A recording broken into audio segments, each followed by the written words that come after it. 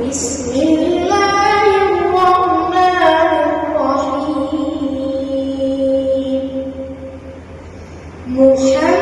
محمد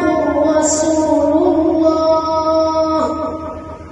والذين معه أشداء على الكفار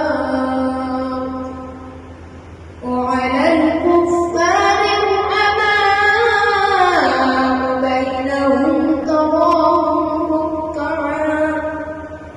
ركعا سجدا يبتغون فضلا من الله ورضوانا سيماهم في وجوههم من أثر السجود ذلك مثلهم في التوراة ومثلهم في الإنجيل كزرع أخرج شطأه فآزره فاستغلظ